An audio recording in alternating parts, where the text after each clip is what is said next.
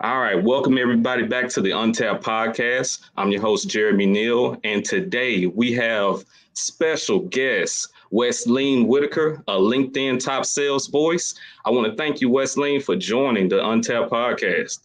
Thank you so much for having me. Yes, yes. So tell us a little bit about your background, your career, education, and a little bit about your time in the workforce.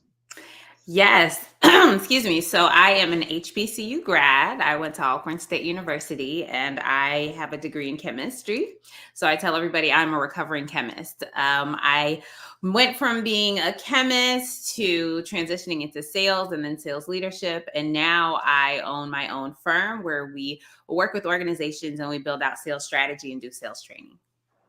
All right, love it, love it. Well, I can tell you this is going to be a great conversation because you already started off the road with the right words. HBCU, Yes, yes. proud graduate of the North Carolina A&T State University here. Aggie Pride.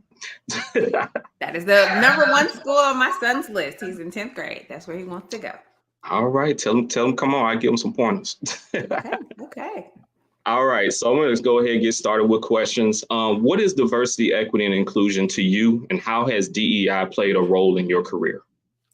So when I think about diversity, equity, and inclusion, I think about it from a very practical sense. So coming from the world of being a chemist, in that very technical world, it looked very different than it was in the world that I'm in now when I stepped into sales. So coming from that background of working in a lab with engineers and chemists and geologists, there were a lot of people who were international, and so you would think that it's like a majority minority. But as a woman in that field, as a Black woman in that field, I was still a minority, right? I was still a part of a marginalized community. And then moving into sales, still today, as a Black woman, I started hearing feedback. Okay. Still I today, hear as you. a Black woman, there are so few of us. So diversity isn't just checking a box for me. It's not just, hey, you hire more people that look like me. It's more making sure that they're included, right? Just, do I have a seat at the table?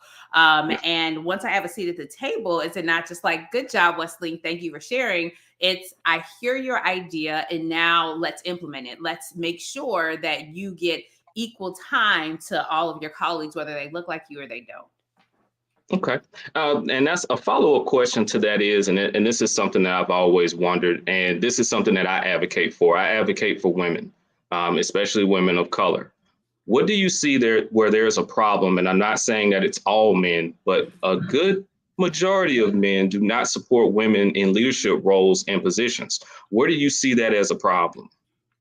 It comes from this challenge when I think about, okay, so you have these gender roles at home.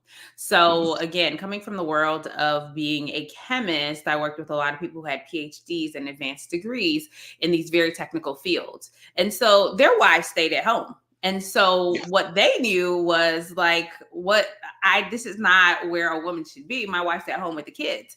So we get in conversations or in meetings. Oh, Wesleyne, how are the kids? How are this? How are that? And I appreciate that. But then you don't include me into those conversations about the more technical matters, right? You don't Yes. include me in those conversations about, okay, we have this new project, let's strategize on it, because you don't think of me in that way.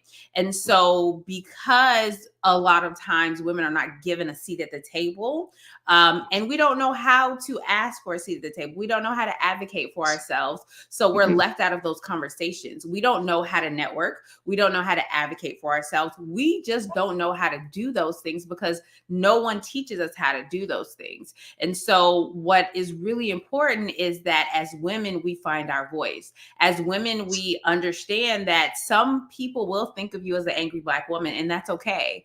But is it better to be thought of the angry Black woman or the passive woman that never moves above an entry level state, right? And it's the balance. It's the push and the pull, learning when to speak up and when to stand down.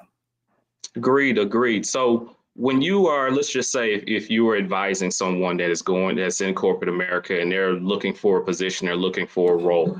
And the first thing that they tell you about is, well, I looked at the leadership and all the leadership is pretty much, let's say the first 15 positions is male.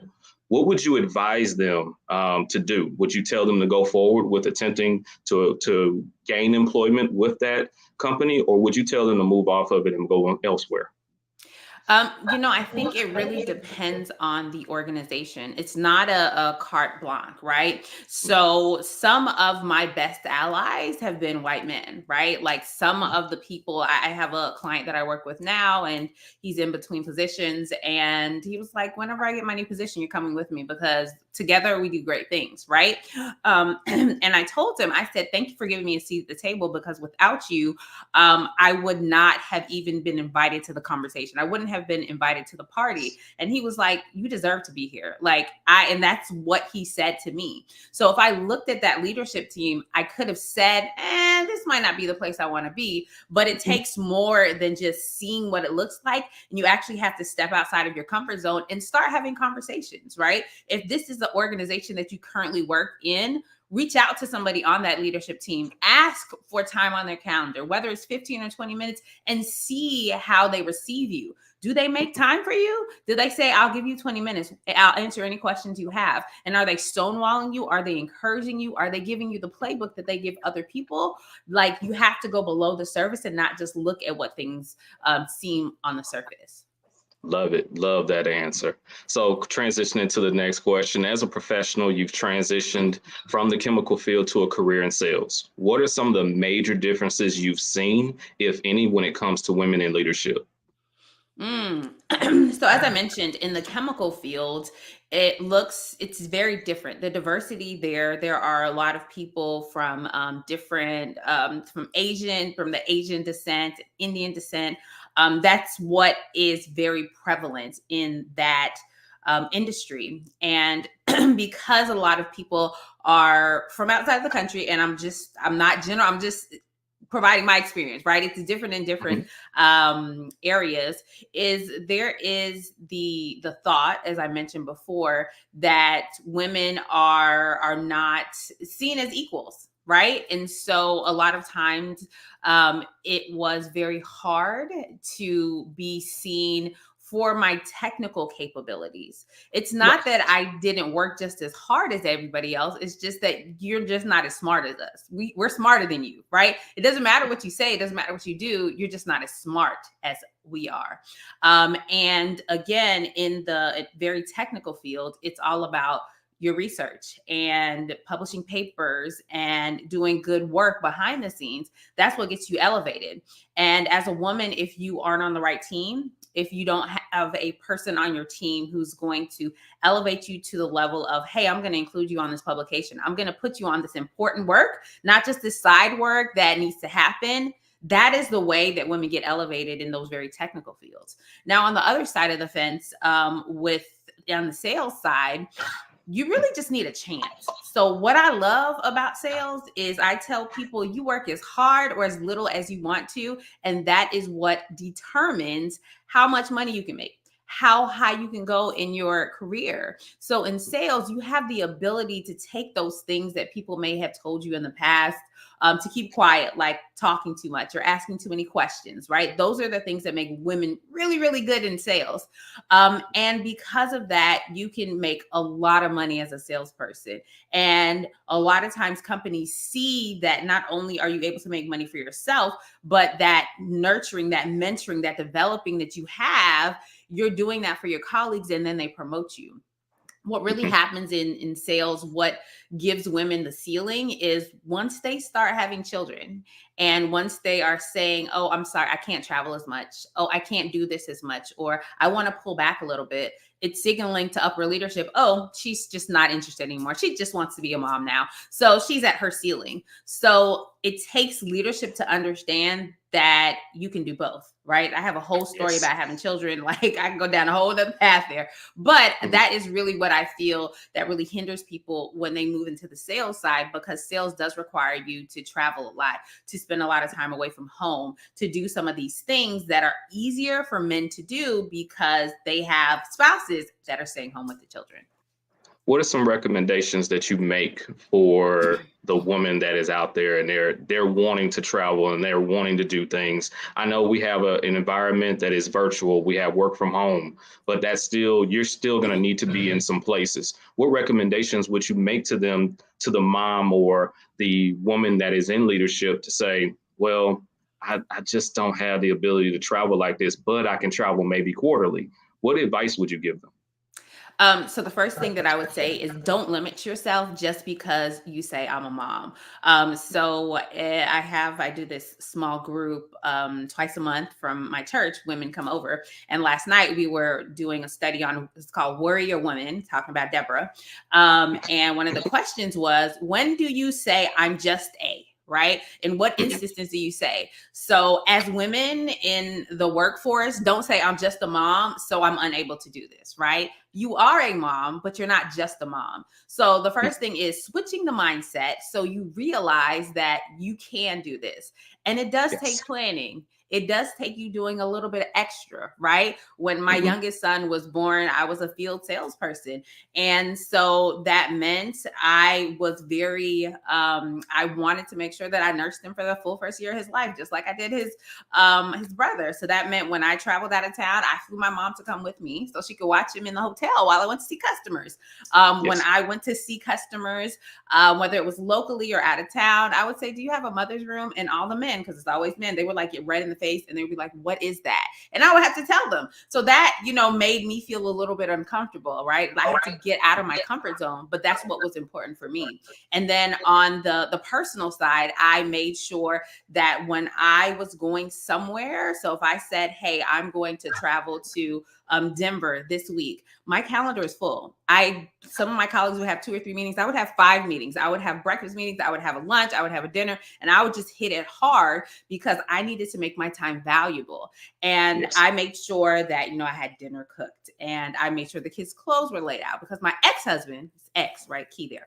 My ex-husband, he needed all the things, right? If everything wasn't aligned, then I'm getting phone calls and text messages. So I needed to make sure that everything at home was taken care of so that I could travel.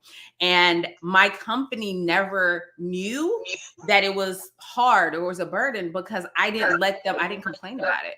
I didn't say I can't do this or I'm unable to do this. At times, if they needed me to travel to certain places, and I'm like, I'm sorry, my son has a very important performance on that day.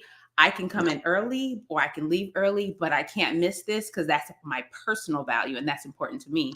Because men do it all the time. Oh, Timmy has football game, so I'm just not going to be there. But as women, we hold it so close to us and we think that if we say something, that it negatively impacts us. Got it. And even with that question, you brought up something about the smart enough value when it comes to the technical field.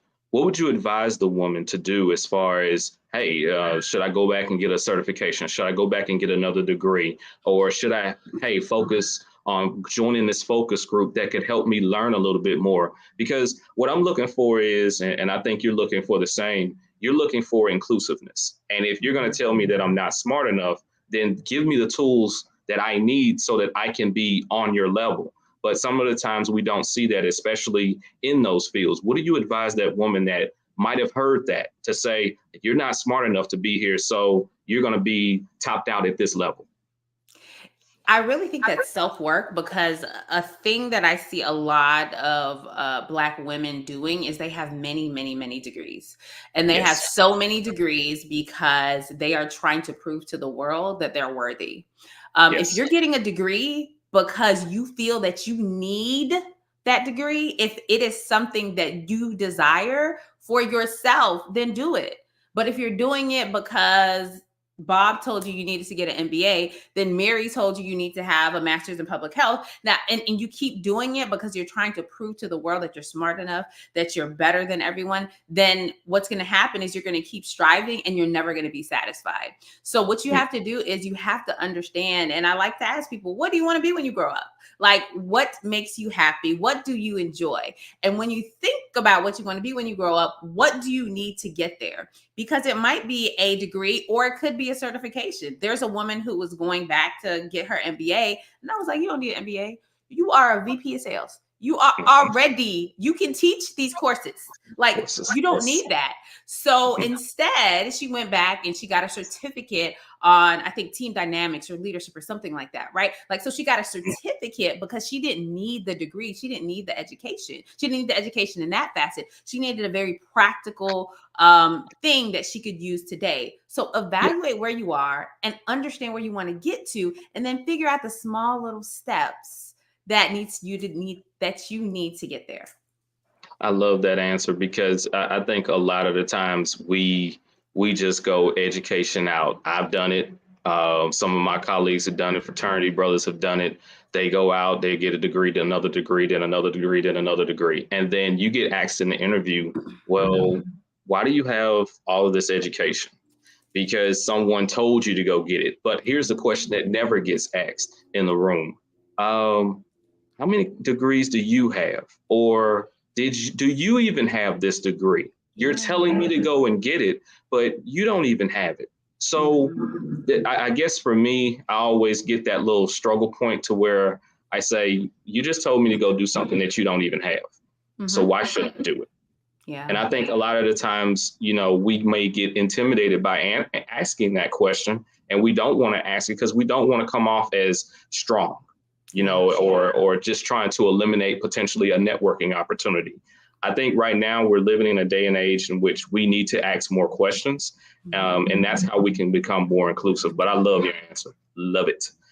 And, I think that it goes to this self-worth concept that I really want us Black women, Black men, for us to understand where our worth comes from, right? Our parents have instilled in us the value of education. That was what they knew, because that's what they did to get them out of, our parents grew up, they're boomers, right? 50s and 60s. You had to have degrees in order to achieve. They put their head down and they worked.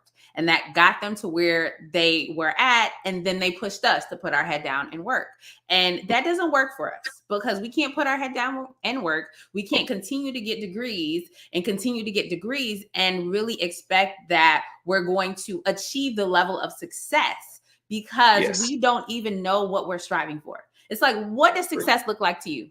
What makes you happy? Is success for some people maybe I want to run my own business and that's what I want to do. Or it could be I am so happy being an individual contributor. I just need to be in the right company that I am supported at, right? Like, what is success for you? And when you understand what success means for you, like, sit in that, enjoy that. Because as a manager of a division of 1,500 people, you can't take off 2 weeks at the end of the year because you have 1,500 people that are taking off 2 weeks at the end of the year. But if you're an individual contributor, you absolutely can. So define your success and understand what your personal core values are, so that you can then translate that into your professional core values and what you desire from an educational standpoint. Because I tell everybody, this one degree that I got from Alcorn State University in chemistry is what pays my bills, right? Like, I have one degree in chemistry and I do something completely and totally different, right? Because I am a student of the world, if you will. So when I got into sales, I knew nothing. I had to teach myself how to be a salesperson. Nobody taught me. I was the only Black person in the organization. I was one of 5 women. Like, there was nobody to mentor me. I had to figure it out. And so I chose the route of, I'm going to take classes. I'm going to do this. I'm going to do that. I chose not to go back to school. But I have colleagues that did go back to school. And it doesn't mean I'm better or they're better. It just means we took different routes. And I love that. 2 things that I always would advise someone that asks me the question: a degree in networking is free. A degree in experience is free. Yeah. You didn't have to go to anyone's class to get that. You had to just put in some time and some effort. But then also, while you're working, look for those extra projects, look for those extra activities to be a part of. Hey, go to those nightly socials so that you can get some experience and get potentially trained up. The next morning, your boss might say, hey, well, we're going to go through this, or we're going to work on this. And I think some of the times we get so complacent and we get so focused on, well, I got to get this because this could get me an extra $20,000. Sometimes you just need to ask the question. That's it. Ask the question. Be honest with yourself. And And we got to get out of this state of being scared. I understand anxiety hits, but immediately we're scared to approach. And sometimes I think what we need is that psychology one-on-one class. And I think there's several people on LinkedIn that can give that, to where you're not scared anymore. You can go in and say, hey, this is what I want. This is where I want to be. This is what I'm trying to do. And then while I'm doing all of that, I'm still going to have a balance, because I'm going to be able to go home. I'm going to be able to enjoy my home life. And then I can go right back to work, because guess what? I enjoy my job. I feel fulfilled. Absolutely. Absolutely. And you brought up that fear. And again, when I'm working with leaders within organizations, we a lot of times they're stunted in their leadership. And so we work together to help them unlock like what is happening. And we go back to this childhood stuff a lot. And really in childhood, it's like, okay, when your mom said, no, you can't, or your dad said, no, you can't, you remember that. And so you don't ask. And you don't ask because you don't want to hear no. But as an adult, we don't ask because we don't want to hear no. And we're closing the door for ourselves. We're not even allowing ourselves to move through, right? My son, when he was 7 or 8, one day he came home, he said, Mom, can I take my Nintendo Switch to school? I said, absolutely not. What are you talking about? No. It's like, your teacher's not going to allow you to bring it. And he was like, but I can still ask her though, right? I said, you absolutely can. So he went to school, he asked her and came back home. I said, what did she say? He said, well, she said no, but I'll try again another day. Literally, it's because I teach my children, ask. If I say no, it's okay. Try another way, or maybe there's another option, or no, you can't do this, but how about that? I was actually responding to something today on LinkedIn, and they were talking about negotiating salary. That's a whole thing, a whole different topic. But one thing that I always tell people is never accept a job offer.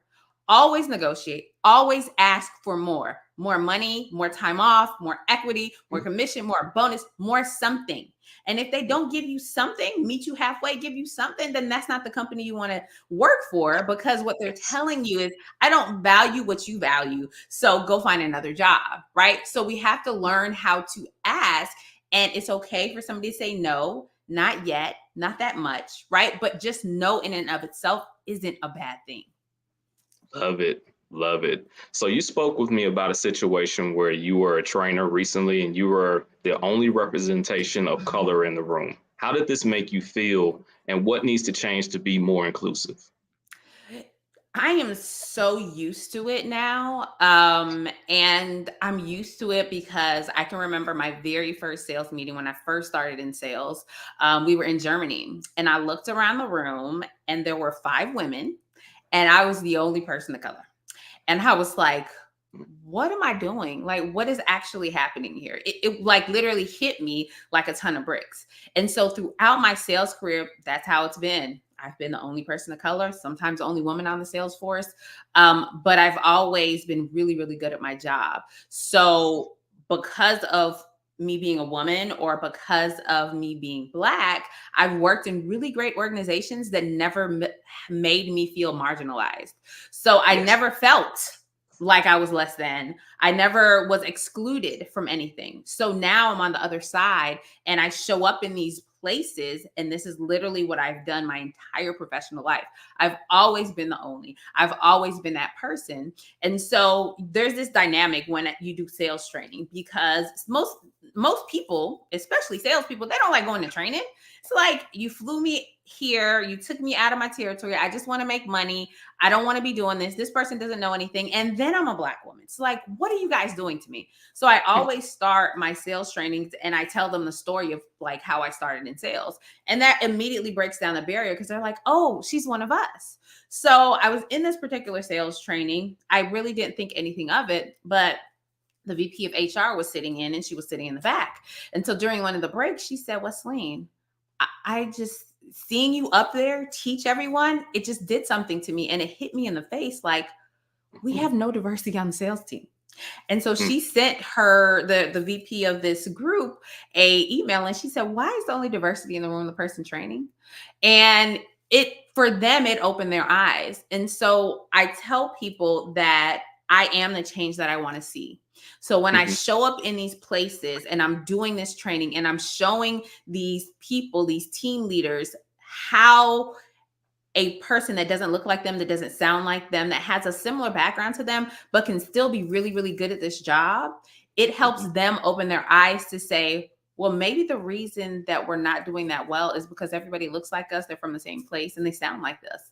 So maybe we should think about hiring people from outside of the industry. Maybe we should think about promoting that person that doesn't have any sales and they're outside of, our core group. So it helps me to literally embody what I want these organizations to start doing within their companies. Love it. So what would you say in reference to the company to say, hey, well, the question is being asked, she's the only one that's representing. She's the only one in the room right now. How do we get more diversity in the room? What would be your answer to that? So my favorite answer is stop hiring your competitors' rejects, because that's what people do. They're recycling the same talent around and around and around, right? So that's the first thing that you have to do. You have to realize that a solid salesperson is a solid salesperson, no matter what they sold. Doesn't matter what they have sold in the past. If they're a good salesperson, they can learn your product, they can learn your service, because yeah, it's fancy, it's important, it's technical, but they can learn it. So look outside of the industry, right? That's the first thing. The second thing is when you are reviewing, and this goes back to even like reviewing resumes, doing interviews, like what are the questions you're asking people? Are you asking a question to someone that they have no basis of answering, right? If you're asking me something about, this probably would never be asked in an interview, but if you're asking me something about golf or football, I can answer it on a surface level, but if you get really down into the weeds, I don't know those things. Right. And so the questions that you're asking, if you know you're pulling somebody from outside of the industry and they may not understand your specific sales process, your specific product, if you ask them a question that sets them up for failure, you're already behind the 8 ball, right? And if you look at all the resumes and you're like, oh, this person went to UT, oh, this person went to A&M, oh, this person went to Colorado School of Mines, I want this person, oh, this person went to, never heard of that school, oh, that's what is an HBCU? I don't even know what that is. I don't think that's a good school. Okay, next, let's keep going, right? It's the bias that you have. People call it unconscious, but that's not unconscious. That is conscious bias. So I really think that when we are hiring, the best way that I teach companies to hire solid salespeople is we actually start with an assessment. We start with an evaluation. You don't look at any resumes. Don't look at the resumes. Look at the skills. Don't look at the human. Don't look what they've done. Assess first. And then if they meet what your internal qualifications are for the assessment, then look at their resume. And you will be surprised how much this changes the complete perspective of your pool. You will immediately have more diverse candidates. You said something about the universities, and you talked about the HBCUs, and we're going to touch on that further down the line, but kind of want to touch on this a little bit. You were talking about how someone would value, let's just say, a Yale over a Colorado School of Mines, or they would value a North Carolina State University over an Alcorn State University. Where do we need to change? What do we need to do to where it's an equal playing field? Because I can tell you, it doesn't matter what university you go to. If you got that degree, you walk that stage, that person has something to prove. And they're going to come after what they want. So what do we need to do to change that mindset? Because that is clear bias. You're just saying that the PWI institution is over the HBCU, or you're saying that the school that is more prestigious is over the school that just has 1,000 in their capacity. So what do you think needs to change there to where we can change that mindset and get past this bias? I really think that we have to educate managers better, right? So a lot of the challenges that we have within organizations are the poor training of our managers. There's so much training for team development and this and this and that. Nobody trains middle managers, and middle managers are who are hiring these people. So helping them to understand that, okay, this person may have gone to Yale or UCSF, whereas this person may have gone to, they started at Houston Community College and then they transferred to University of Houston. What that tells me, that shows me that that person is a little bit gritty, because maybe they didn't have the money, maybe they didn't get in, but they worked really, really hard, right? That doesn't mean the person that went to Yale didn't work hard. That just shows me a little bit about their character. So allowing the resume that you see to tell a story, not just I went to Yale, I graduated summa cum laude, I did this, I did this, I did that. That is fantastic. That is great. And if that is you, kudos to you. You did a good job when you were in college. However, that doesn't say that that person is better than the person who went to community college and then went to a local state school is any worse. Because especially in sales, what I need and what I'm looking for, I need grit. I need you to take a lick and I need you to keep on ticking. I want to know that you have a little bit of grind in you. The person who went to Yale may have had life easy. And so the first rejection they had, the first time they missed their number, that could crush them completely. And they could never recover from that. Whereas that person who went to community college and then maybe they transferred to HBCU or a small local school, they know how to take that hit because they had to take a semester off school to take care of their mom and when she got sick, and then they got back and they said, I want to do this. I had that internal drive to do it. So allow resumes to tell you a story. Don't just check boxes and say this is better than that. That part, that eliminating the checking of boxes, you dropped the mic on that one. There it is right there. So it's Valentine's Day, everyone. And a common problem on LinkedIn is how individuals interact with one another.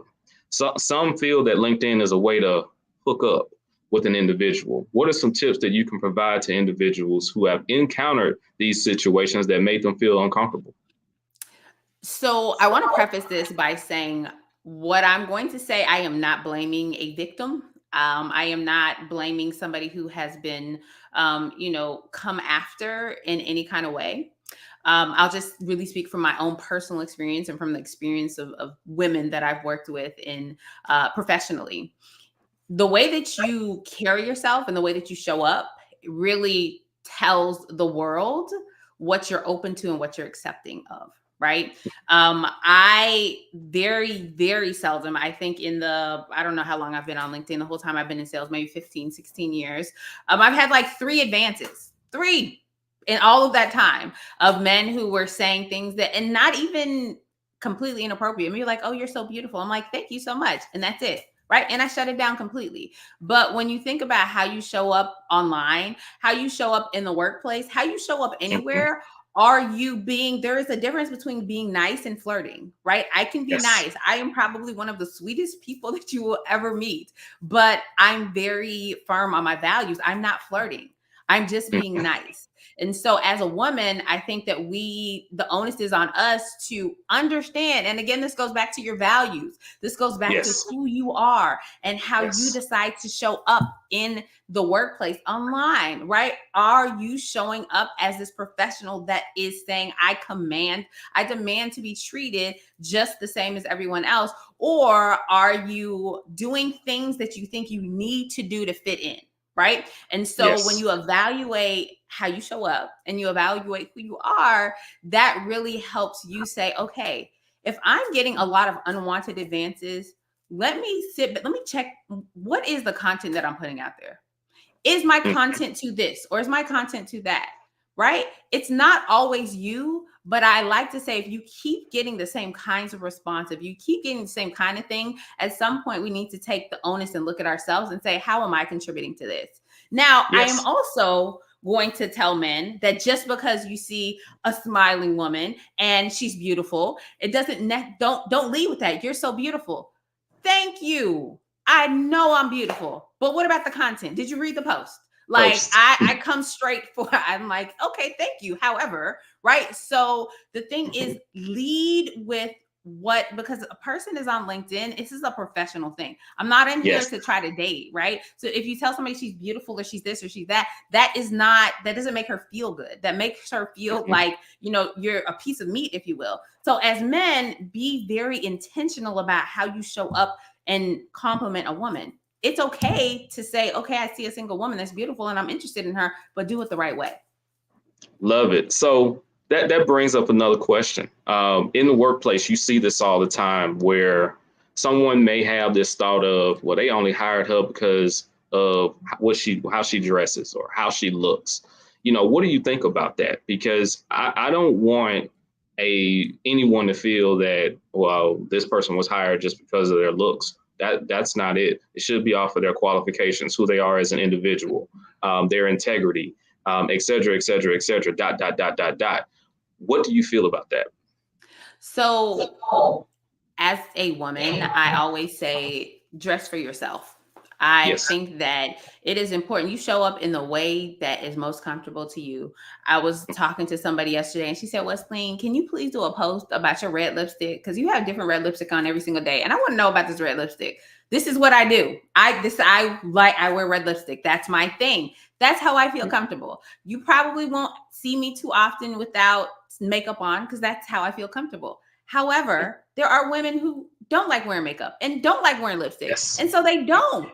And so the first thing is, again, what are your core values? This is how I like to show up. When I have no meetings on Monday. I usually don't talk to people externally, but I still look the same way because I do this for me. So do it for you. And when you do it for you, what other people say doesn't matter because you're doing it for yourself. And the person who was saying, oh, she just got hired because of this or that, or they were hired because they did this and that, that's an insecurity in you. That's not on the other person. Like you are projecting, oh, she just got hired because she always wears dresses. Do you have a problem? Do you not like to wear dresses, or are you uncomfortable with your legs so you don't feel comfortable in them? Like oftentimes when we have people that are coming up against us and saying these painful things, it's an insecurity in them. So if you are the recipient of this negativity, you don't internalize it because that is not about you. That is about the other person. And if you find yourself pointing your finger at someone else because they did this or they did that or they did that, examine yourself. And really, as women, one of the things that I like to say, because what you mentioned is usually women against women. Men probably, I don't think men ever say like she got hired because she was whatever, right? That's like women fighting women. And I tell women like, y'all, let's stop fighting for crumbs. Like stop fighting for crumbs. We should all get our own piece of cake. Like there are not enough Black women. There are not enough women, period, in the workforce for us to be fighting each other. There's so many men out there. Like, let's all, how about we take all that energy and we fight against the men, right? So like, stop being so jealous of another woman. If another woman is in a position that you want, ask her, how did you get there? Can you mentor me? I want to learn from you, right? Don't throw daggers at that person. Like the way that we get better, stronger as a community is by forging together. If I think about I have a really good friend who's Jewish. And the way that the Jewish community comes together, like in business and life, in anything, she literally had $100,000 student loan that a doctor said, I'll pay for that. And then you just pay me back just 2 or 3% interest whenever you can. Right? Like we don't do that in our community. Instead, we would point a finger and say, oh, you got $100,000 in debt. Oh my gosh, why are you going on that trip? Why are you paying for that car? Instead of trying to help. Right? So we need to really develop this camaraderie and stop pointing fingers and backbiting. You went down the road. I was going to ask another follow-up question. You killed that. You went straight down the road that I was headed as far as the next question that was coming your way. I thank you for that. That is a very strong answer. And if you are just a woman of color or a woman that is out there in leadership, I hope you take value in that last answer because that is literally what you need to be doing. We need to be advocates for each other in everything that we do. We should not be battling against each other. You know, I live, I work, I move with this motto that someone helped me get to where I am today. So I take it as my responsibility to help lift somebody else up. People, when somebody joins my LinkedIn network, I always ask them, I'm like, do you have a burning sales, leadership, or entrepreneurship question that I can answer for you? That thing that's been niggling in your brain that you can't ask anybody or you don't have the answer to? Because I think that it is our responsibility to help others. And if we step outside of ourselves for a little bit, and I don't want people to be so giving of themselves that they burn themselves out, because that's a whole nother thing, but we should give, right? Some people give of their time, some people give of their talent, some people give of their money, but we should find a way to give back because you didn't get there on Yes. your own. Like somebody helped you. Yes. Provide uplift in everything that you do. And sometimes we forget that we get where we're going and we forget everybody else.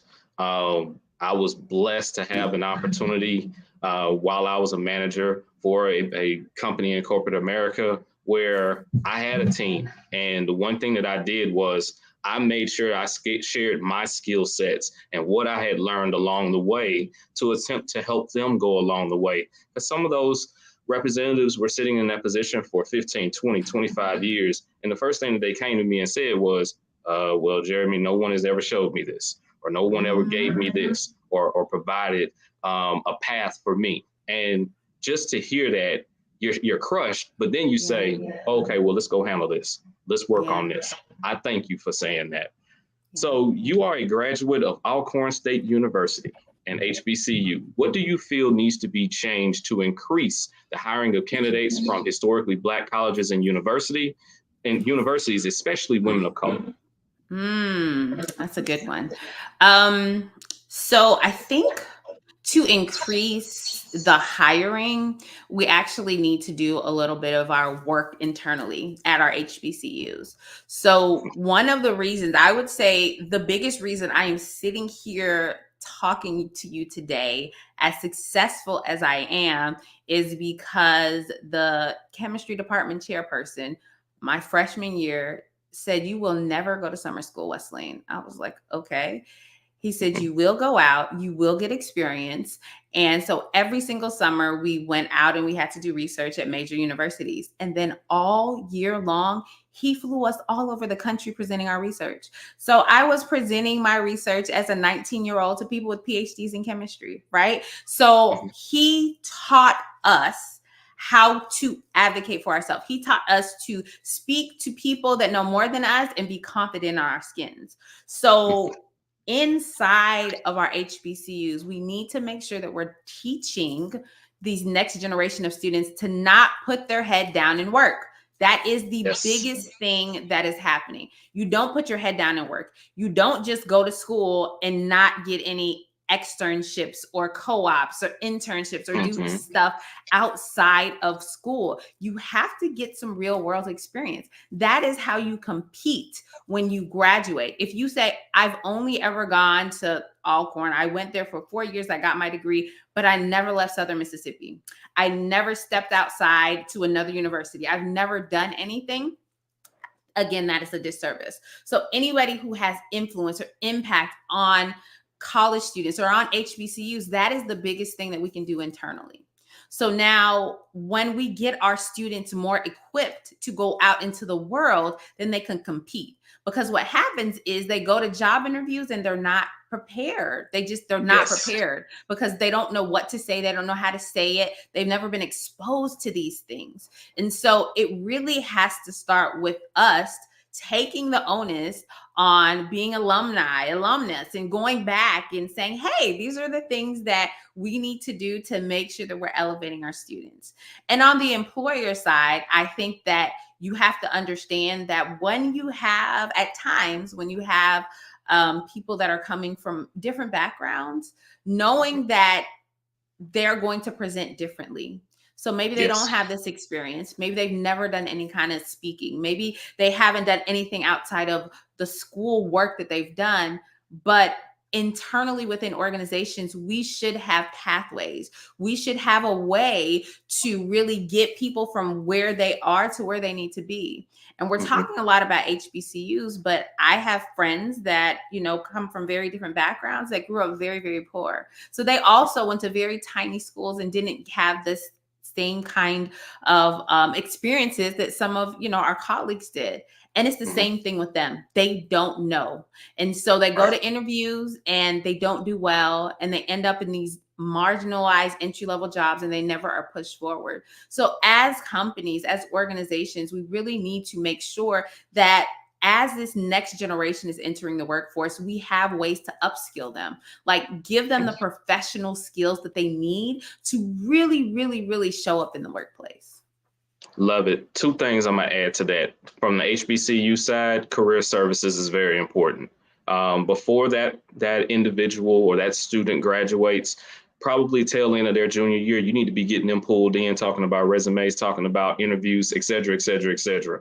I feel that that should be a mandatory course towards the tail end of their time at the university. And a lot of times you look at the curriculum and it's not there.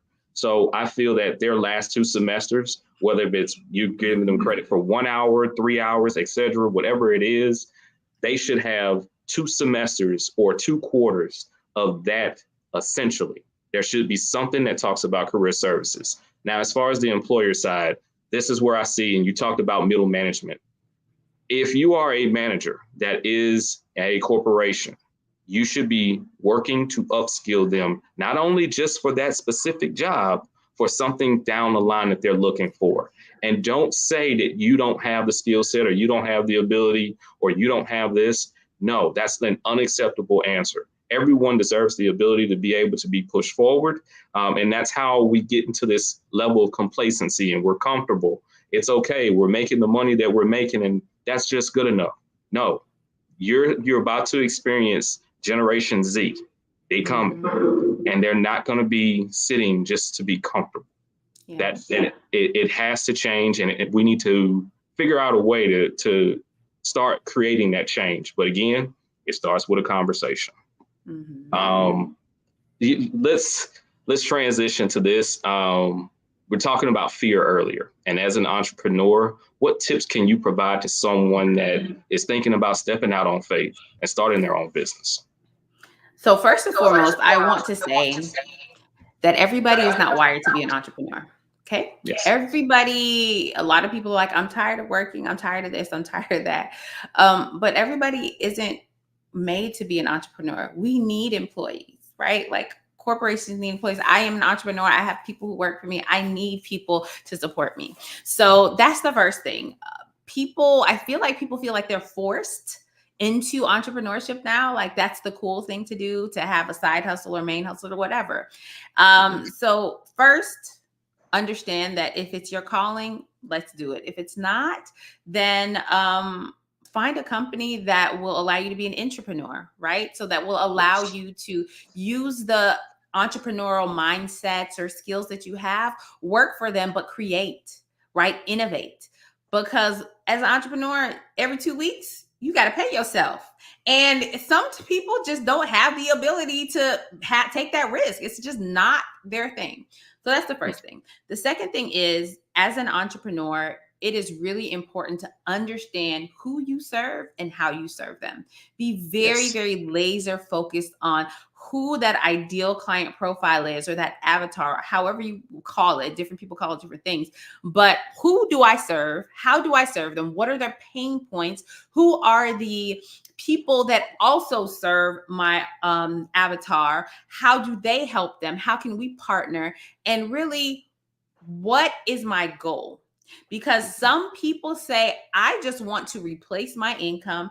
I don't want to manage people. I don't want to be stressed out. And I'm good if I just make $100,000 for the rest of my life. And that is all I need.